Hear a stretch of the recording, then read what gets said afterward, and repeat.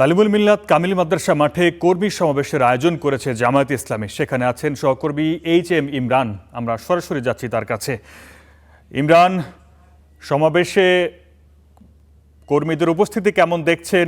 এই সমাবেশ থেকে নতুন কোনো ঘোষণা আসতে পারে কিনা জামায়াতের পক্ষ থেকে, বিস্তারিত জানাবেন।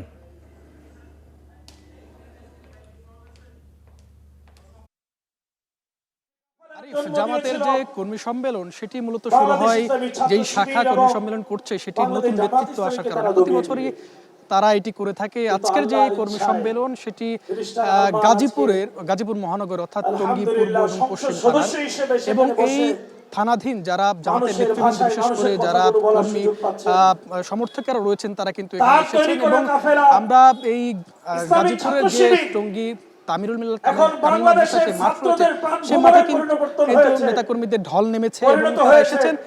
এখানে জামাতের সেক্রেটারি জেনারেল মিয়া গোলাম পরোয়ার, তিনি প্রধান অতিথি হিসেবে উপস্থিত রয়েছেন, তিনি বক্তব্য রাখবেন কিছুক্ষণ পরে। তবে এর আগে যারা কেন্দ্রীয় নেতৃবৃন্দ রয়েছেন, পাশাপাশি এই অঞ্চলের যারা নেতারা রয়েছেন তারাও কিন্তু এখানে এসেছেন এবং তারা বক্তব্য রাখছিলেন। তারা বলছিলেন যে এই যে তাদের যে নেতৃবৃন্দ বা তাদের যে আইন শৃঙ্খলা যে পরিস্থিতি সেই পরিস্থিতিতে তারা উদ্বেগ প্রকাশ করছেন। পাশাপাশি তারা যেখানেই সমাবেশ করছেন বা তাদের যে আন্দোলন, বিশেষ করে গণভোটের রায় বাস্তবায়নের আন্দোলন, সেই আন্দোলনের বাস্তবায়নের কথা তারা বলছেন। কিছুক্ষণ আগে ছাত্র শিবিরের যে কেন্দ্রীয় সভাপতি নুরুল ইসলাম সাদ্দাম তিনি বক্তব্য রাখছিলেন, তিনি সেই কথাগুলোও কিন্তু উল্লেখ করছিলেন। আমরা জামাতের এই কর্মী সম্মেলনে কর্মীদের সঙ্গে কথা বলেছি, তারা বলছেন যে তাদের এই যে কর্মী সম্মেলন সেই কর্মী সম্মেলনের মাধ্যমে নতুন নেতৃত্ব যে গঠন, সেই গঠন হয় এই কর্মী সম্মেলনের মধ্য দিয়ে। পাশাপাশি তাদের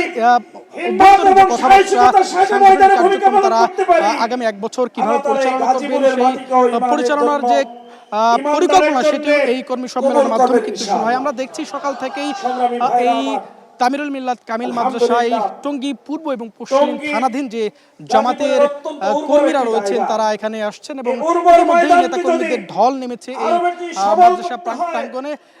আমরা বিভিন্ন জনের সঙ্গে কথা বলেছি, তারা জানাচ্ছিলেন আমাদের কাছে তারা যে বর্তমান সরকার, সেই সরকারের অধীনে যে নির্বাচন হয়েছে সেই নির্বাচনের পর তারা যে সুষ্ঠু পরিবেশ পালন করছেন বা সুষ্ঠু পরিবেশ পাচ্ছেন সেটি বলেছেন।